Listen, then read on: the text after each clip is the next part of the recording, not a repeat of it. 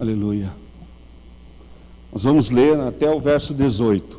Assim Salomão acabou a casa do Senhor e a casa do rei. Tudo quanto Salomão intentara fazer na casa do Senhor e na sua própria casa, ele o realizou com êxito. E o Senhor apareceu de noite a Salomão e lhe disse: eu ouvi a tua oração e escolhi para mim este lugar para casa de sacrifício. Se eu cerrar o céu de modo que não haja chuva, ou se ordenar aos gafanhotos que consumam a terra, ou se enviar a peste entre o meu povo, e se o meu povo, que se chama pelo meu nome, se humilhar, orar e buscar a minha face, e se desviar dos seus maus caminhos, então eu ouvirei do céu, e perdoarei os seus pecados, e sararei a sua terra.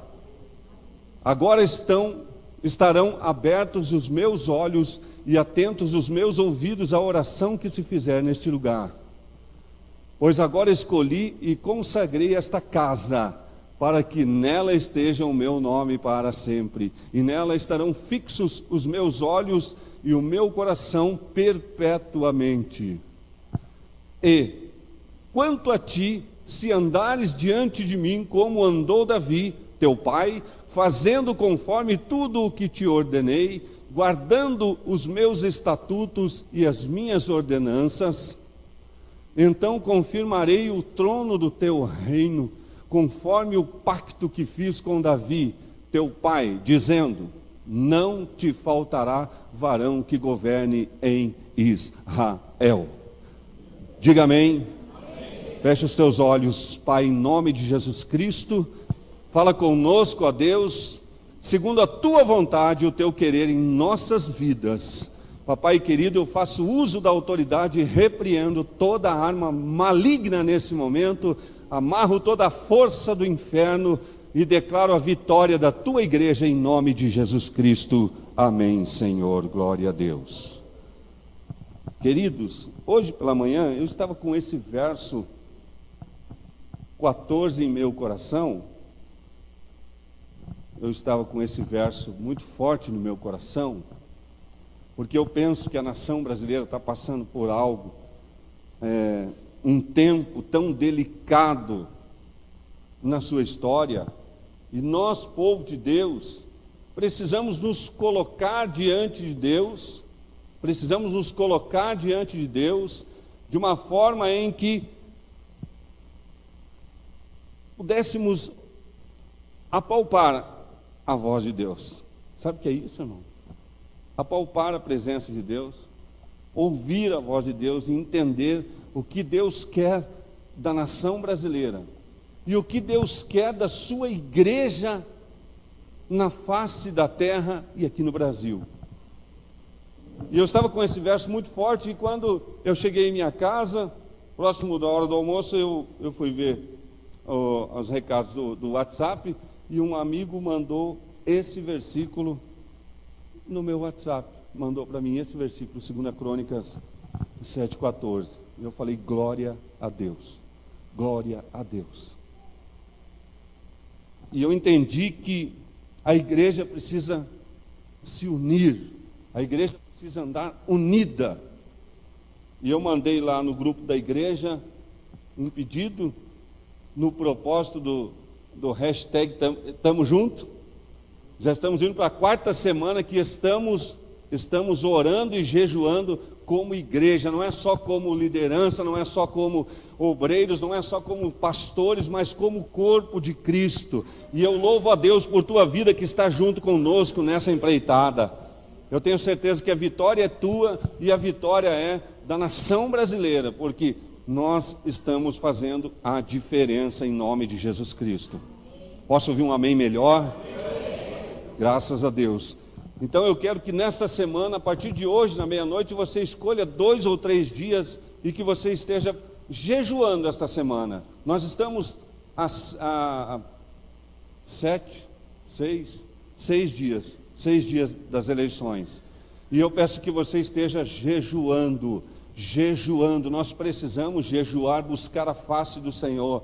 buscar a presença do Senhor por nossa nação, pelo povo, pela igreja brasileira, pela nação brasileira. Nós, como igreja, temos uma responsabilidade muito grande. Pastor, eu não gosto de falar de política. Eu amo falar de política. Não gosto de falar de política, mas precisamos orar por nossa nação. Precisamos orar, precisamos jejuar, precisamos colocar o nosso Brasil debaixo das mãos do Senhor. Nós precisamos pedir que Deus só permita que suba aquela rampa aquele que está na vontade dEle, em nome de Jesus. Você está entendendo, querido? Porque nós precisamos consagrar, porque nós precisamos buscar do Senhor a sabedoria, porque nós precisamos e temos a autoridade para repreender toda a arma do maligno em nome de Jesus Cristo. Quem tem autoridade é a igreja do Senhor Jesus na face da terra. Quem tem autoridade é você, meu irmão, é você, minha irmã. A autoridade está sobre as nossas vidas. Amém? Amém. Glória a Deus. Esse texto é muito interessante porque Deus está falando com Salomão quando ele acabou de construir o templo, e Deus falou que aquele lugar seria lugar de sacrifício, que os olhos dele estariam sobre aquele lugar, que o coração de Deus estaria sobre aquele lugar. Deus falou que escolheu aquele lugar para manifestar a sua glória. E no versículo 14, Deus dá uma direção ao coração de Salomão, e ele diz que muitas situações o seu povo passaria, por muitas adversidades, por muitos problemas Israel passaria, mas ele disse assim, se o meu povo. O que é se? O que é o S e o E? Em português, você assim que não gaseou tanta aula de português que nem eu. Se é condição. É uma condição. Se o meu povo, que se chama pelo meu nome, ele diz. Se o meu povo, e ele dá 4, ele faz 4 pedidos. Se o meu povo se humilhar, se o meu povo orar, se o meu povo buscar, e se o meu povo converter. Você entendeu? Deus está pedindo que o povo se humilhe, está pedindo humildade no meio do seu povo. A Bíblia fala, meu irmão, minha irmã, que aquele que se humilha será exaltado, mas aquele que se exalta será humilhado. Porque Deus ama um coração contrito e aquebrantado na sua presença, e não um coração altivo. Você está entendendo, meu irmão, o que Deus requer da sua vida? Então nós precisamos aprender a ser humildes, deixar o rompante de lado. Deixa o rompante de lado, para poder entrar no Santo dos Santos, para poder entrar na presença dEle, porque Ele não compactua com a falta de humildade. Jesus Cristo foi humilde até a morte, e Deus estava dando uma direção a Salomão: o meu povo precisa ser humilde. Não é humildade de ganhar um salário mínimo ou menos que um salário mínimo, não é esse tipo de humildade. É uma humildade de coração, é um coração aquebrantado para Deus, é um coração que ouve a Deus, que honra a presença de Deus, que honra o irmão que está do lado, que reconhece o irmão. É isso que Deus quer, a unidade da igreja. E Deus falou: e se o meu povo orar? Irmãos, nós começamos aqui um propósito de orar. Segunda-feira, das 10 às 11. Terça-feira nós temos a torre de oração, das 9h30 às 10h30. Quarta-feira já estamos aqui orando das 10 às 11 da noite. Quinta-feira nós estamos aqui orando das 10 às 11 da noite. Sexta-feira nós estamos orando aqui das 10 às 11 da noite. Sábado tem a rede jovem, domingo tem o culto de celebração. Então a igreja está orando a semana toda. Que é vitória, querido. Que é vitória, meu irmão. Joelho no chão. Não tem como ser vitorioso se não dobrar o joelhinho, se não for humilde e reconhecer que precisa estar na presença dele. O que Deus pediu primeiro para Salomão? Seja humilde. Se o meu povo for humilde, se o meu povo se humilhar e orar e colocar a boca no pó e orar. O que é orar, meu irmão? É conversar com Deus. O que Deus estava exigindo? Deus estava exigindo de Salomão assim: eu preciso de um povo que tenha intimidade comigo. É preciso ter intimidade. Quantos aqui já encontraram um desconhecido na rua e falaram assim: ei, me arruma 10 aí emprestado? Você já fez isso? Talvez só por uma grande necessidade. Perdeu a carteira, está longe. Mas você tem coragem de fazer isso?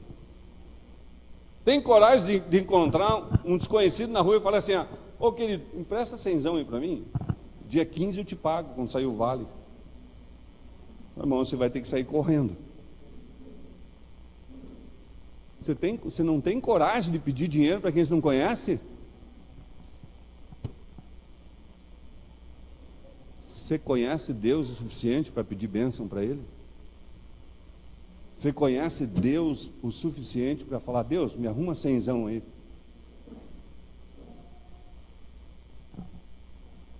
Deus estava falando a Salomão que o povo precisava ser humilde e buscar a intimidade com Ele. E aí ele diz assim: se humilhar, orar e me buscar. Espera aí, mas já não está orando, não está buscando? Não. Orar e buscar, em tese, são duas coisas diferentes que Deus estava passando para Salomão. Buscar a presença de Deus em oração, mas buscar o conhecimento de Deus na sua palavra. Irmão, você já está orando assim mais ou menos uma hora mais ou menos por dia, e tem também assim uns 40 minutos de leitura da palavra? Pastor, você está ficando louco. Eu trabalho das 7 às 7, vou para a faculdade, volto, e aí tem gente que diz que não precisa vir na igreja. E aí tem gente que diz que não precisa eu não preciso de igreja para ter uma espiritualidade. Para ter espiritualidade você não precisa de igreja mesmo, mas para ser verdadeiro adorador você tem que estar em igreja. Tem que buscar em oração, mas tem que conhecer a palavra. Porque sem conhecer a palavra não tem fé, meu irmão. Porque a fé vem pelo ouvir e ouvir a palavra de Deus. Acabei com o movimento dos desigrejados agora. Perdão, se tinha alguém aqui que pensava dessa forma, em nome de Jesus. Vai para o quarto item: conversão. Conversão. Se o meu povo que se chama pelo meu nome se humilhar, orar, me buscar a minha face e converter dos seus maus caminhos. Converter dos seus maus caminhos. Quem nunca esteve numa BR e de repente uma construção, alguém, sei lá, o departamento de rodagens lá está fazendo um reparo na BR, na rodovia, e aí eles colocam uma placa assim, conversão à esquerda. Ou seja, aquela placa está dizendo que você vai mudar o seu caminho. Você vai chegar lá onde você quer chegar, mas aquele momento ali você precisa mudar o seu caminho. Você estava andando em um lugar e agora você precisa andar em outro lugar. Deus falou para Salomão: o meu povo precisa mudar a forma de caminhar. O meu povo precisa mudar a forma de andar. O meu povo precisa se converter. Meu Deus, ele não estava falando de pessoas que não conheciam a Deus. Ele estava falando de pessoas que conheciam a Deus. Em tese, conheciam a Deus. E ele falou que esse povo precisava converter dos seus maus caminhos. Porque não adianta ser humilde, não adianta até orar, buscar o conhecimento da palavra, se não converter o seu caminhar. Meu Deus. Tudo isso ele está falando por causa do templo, porque o templo é onde os olhos de Deus estariam. O templo era o local onde as pessoas iriam sacrificar a Deus. Pastor, mas isso aí já passou, o templo já passou. Então eu quero que você abra a sua Bíblia, ou não precisa abrir a Bíblia, por favor. Os meus queridos lá, por favor. 1 Coríntios 6,15.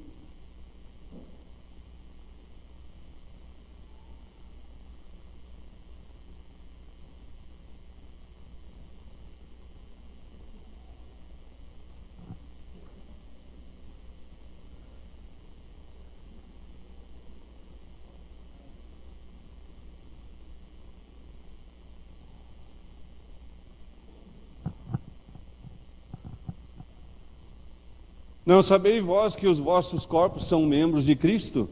Tomarei, pois, os membros de Cristo e os farei membros de uma meretriz? De modo nenhum.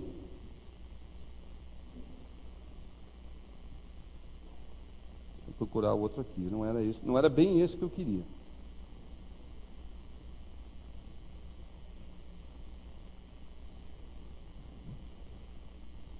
Primeira Coríntios 6,19, perdão, queridos. 1 Coríntios, esse não está fora de contexto não, meu amado.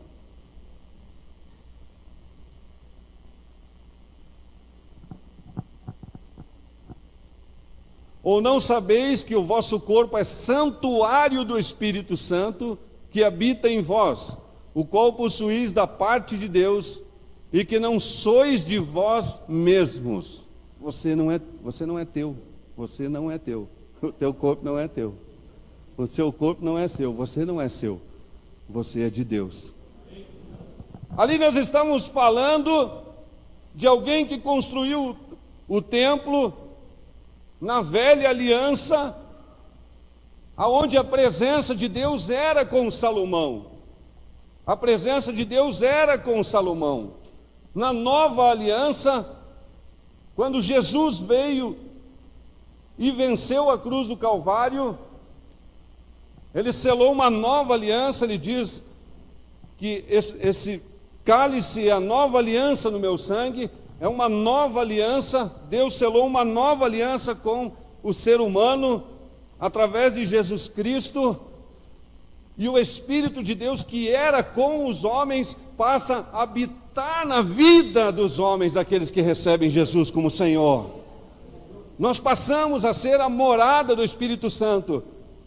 Então, em paralelo com esse texto, aonde a presença de Deus estava naquele texto, o sacrifício era a presença de Deus era naquele templo, o sacrifício era naquele templo, os olhos de Deus estavam naquele templo. Agora, na nova aliança, através de Jesus Cristo, a morada do Espírito Santo em nós, o sacrifício é em nós, os olhos de Deus estão sobre nós, aleluia.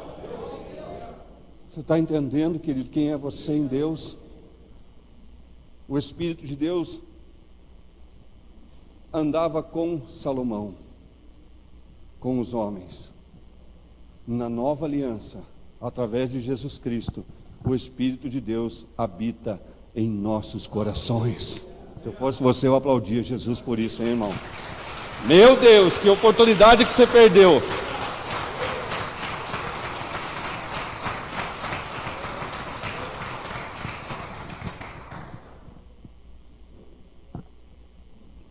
Mudança de tempo,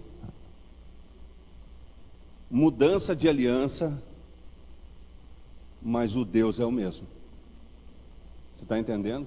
Ah, pastor, essas coisas da velha aliança, Jesus cumpriu nele toda a lei. Cumpriu nele toda a lei para nós vivermos nele a graça.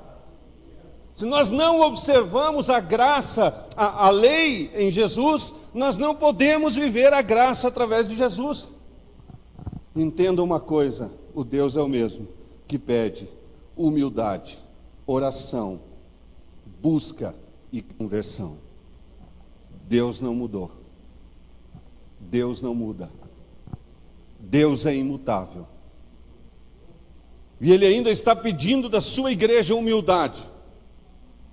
Ele ainda está pedindo da sua igreja oração. Ele ainda está pedindo da sua igreja busca. E Ele ainda está pedindo da sua igreja conversão. Conversão não é ser convencido. Às vezes estamos convencidos que precisamos de Deus, convencidos que sem Deus não tem como viver. E isso não é conversão. Estar convencido de que precisamos de Deus é o maior engano, é a maior arapuca na vida de um cristão. Que aquele que está convencido que precisa de Deus, ele é crente só dentro da igreja. Ele é crente só quando está perto do pastor. Quando está longe, ele faz coisas que desagradam a Deus. Meu Deus, isso é muito forte. Igreja do Senhor Jesus, isso é muito forte. Isso é muito forte. Jesus está voltando para buscar uma igreja humilde, de oração, de busca e convertida. E não está longe. Não está longe de vir buscar a sua igreja. Não está longe. Quando Salomão acabou a casa do Senhor, a casa do rei, e prosperamente efetuou tudo o que intentou fazer no templo do Senhor e no seu palácio, o Senhor apareceu de noite e disse: ouvi a tua oração e escolhi para mim este lugar, para templo de sacrifício. Deus escolheu você e eu para templo de sacrifício. Então você precisa sacrificar. Vou matar cordeiro, pastor? Não. Nós precisamos ser o sacrifício de louvor a Deus, o sacrifício de adoração a Deus. Pastor, você está ficando louco, nós vamos orar a semana inteira? Não, irmão, nós vamos criar mais dia na semana para poder orar mais. Nós estamos orando de segunda a sexta para Deus criar mais dias na semana, porque é pouco que nós estamos orando. É pouco que nós estamos orando.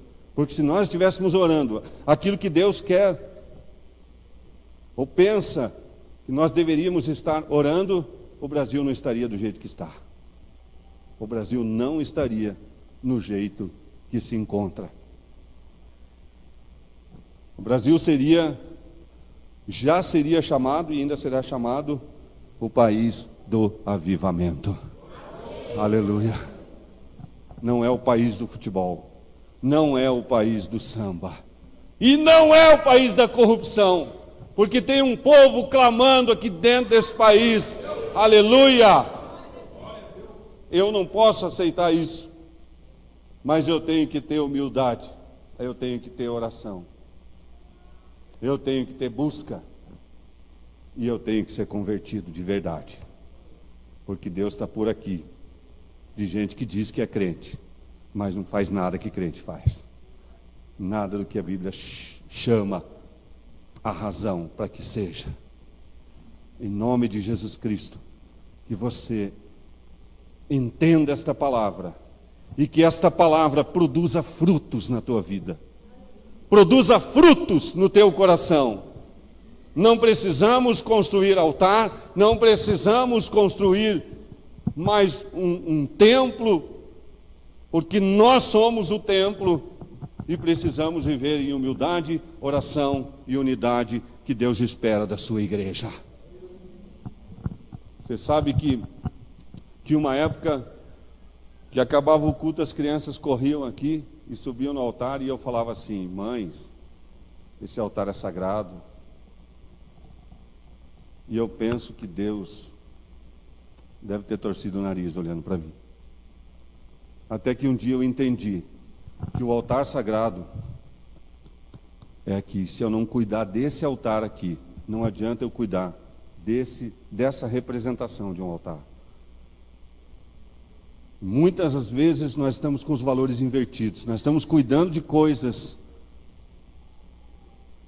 que talvez não precisariam de tanto cuidado, e daquilo que nós precisamos cuidar, que é da nossa alma, nós não cuidamos. Quantas vezes se lava o carro por mês? Quantas vezes se lava o carro por ano? E quando alguém entra no teu carro e bate a porta, você pode não falar, mas você pensa: não tem geladeira em casa. E uma vez eu falei isso para um querido: eu não ligo bater a porta, porque a porta do carro não tem problema se bater. Você não pode bater no poste, na parede. Mas fechar com um pouco mais de força não estraga, não.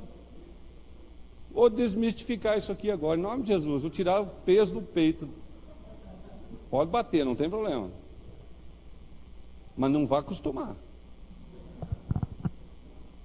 Aí um amado entrou no carro, servo de Deus, e fechou daquele jeito que quase me jogou para fora da outra porta. Eu falei assim: irmão, não tem geladeira em casa? Não. Ele falou: tem, mas não é dessa cor. Irmão, o crente precisa ser estudado, porque para dar resposta assim, os caras são fera, né? Perguntar o que está escrito em João 1,12, ele não sabe. Você está entendendo, meu querido? Que às vezes a gente cuida muito mais do carro do que da nossa alma, e o carro não vai para o céu. Com isso eu não estou dizendo que você tem que ser relaxado, tá? Tem que pegar uma enxada para entrar dentro do carro. Mas que você cuide da tua alma, que você cuide da tua salvação, que você olhe para esses 4 tópicos que Deus falou para Salomão e fala hoje à sua igreja: humildade, oração, busca e conversão, para que a tua vida seja uma bênção e para que o teu país seja uma bênção.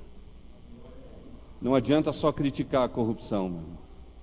Agora mesmo no estacionamento ali, eu fui deixar meu carro ali no estacionamento, no terreno ao lado, e teve um vizinho, se tiver em nosso meio aqui, esse vizinho está perdoado já, que cortou a grama, carpiou a casa dele, foi lá e virou 2 carrinhos de mão em frente do estacionamento lá. E aí eu mostrei para alguns queridos e falei assim, ó, apontei aquela sujeira ali e falei assim, ó: é esse povo que reclama da corrupção. Semana passada eu fui lá e teve um abençoado que esvaziou uma lixeira do banheiro com papel higiênico lá no canto do terreno. É esse povo que reclama da corrupção no Brasil. É o sujo falando do mal lavado. Você nunca ouviu essa frase? Sujo falando do mal lavado? É o que acontece com muitos brasileiros. Que se a Copel chegar na casa dele lá, ainda bem que na casa de crente não tem isso. Se a Copel chegar lá, vai achar um gato lá na luz. Vai achar um gato na água. Por quê? Não, porque o país não me ajuda. Porque já lá eles roubam milhões. E quem rouba milhões vai para o mesmo inferno que o que rouba um centavo. Ou o que rouba um centavo vai para o mesmo inferno do que rouba milhões. A colocação é ao contrário. Quando pega um troco, pegou R$5 a mais, vai contente para casa, é capaz de dar até testemunho na igreja dizendo que foi Deus que proveu.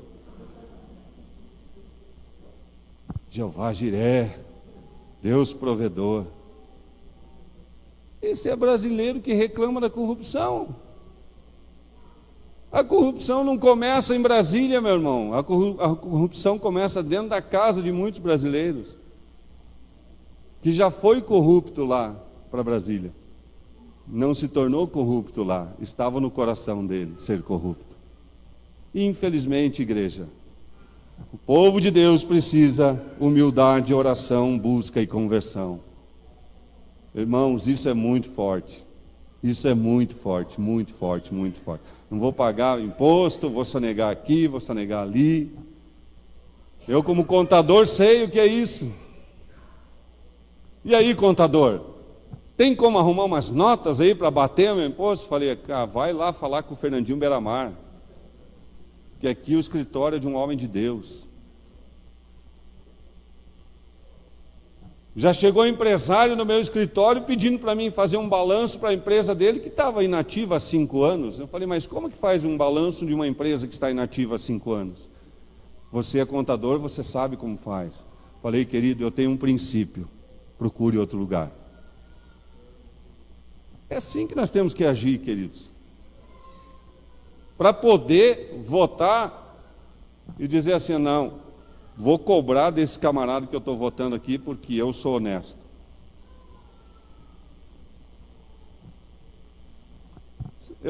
É bom que eu vou esclarecer algo aqui agora. Um dia eu preguei e falei assim, quem rouba 1 milhão vai preso e quem rouba 10 centavos vai preso também. E aí conversei com uma advogada e ela falou que o que rouba 10 centavos não vai preso. Falei, ué, então vai roubar de 10 em 10 até chegar a 1 milhão.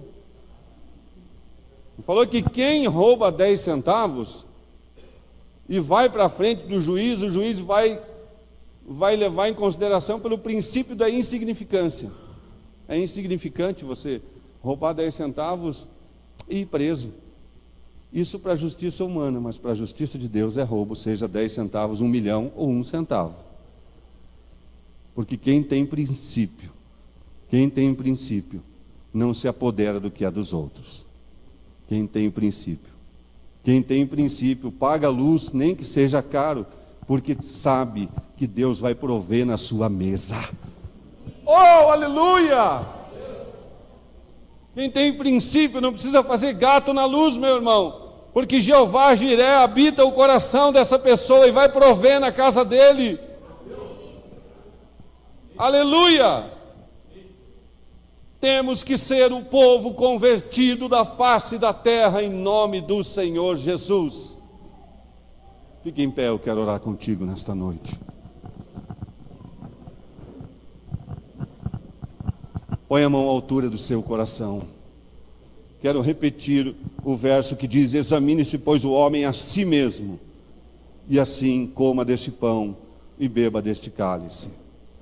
Que você passe a partir de hoje a ser um homem e uma mulher de oração, um homem e uma mulher de humildade, um homem e uma mulher que busca a face do Senhor, um homem e uma mulher que se mantém na conversão dos seus caminhos em nome de Jesus.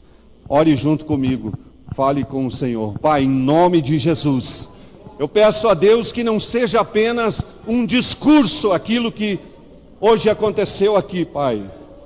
Que não seja apenas um discurso do homem, mas que seja um homem que foi usado pelo Teu Espírito Santo para trazer a Tua vontade à igreja, para trazer a Tua vontade, o Teu querer, à sua igreja, papai querido. Em nome de Jesus Cristo, eu peço que o Teu Espírito Santo manifeste, como manifestava naquele templo, manifeste em nossas vidas, em nossos corações, transformando vidas, transformando famílias, transformando o nosso bairro, transformando a nossa cidade e transformando o Paraná, transformando a nação brasileira, através da nossa oração, da nossa conversão, da nossa humildade, da nossa busca. Como o povo de Deus, papai querido, nós tomamos uma posição a partir de hoje, nós tomamos uma posição, papai, de buscar a Tua face, de fazer a Tua vontade, mesmo que nos contrarie, mesmo que seja sacrifício, nós queremos o melhor do Senhor para as nossas vidas, em nome de Jesus. Dê uma forte salva de palmas ao Senhor.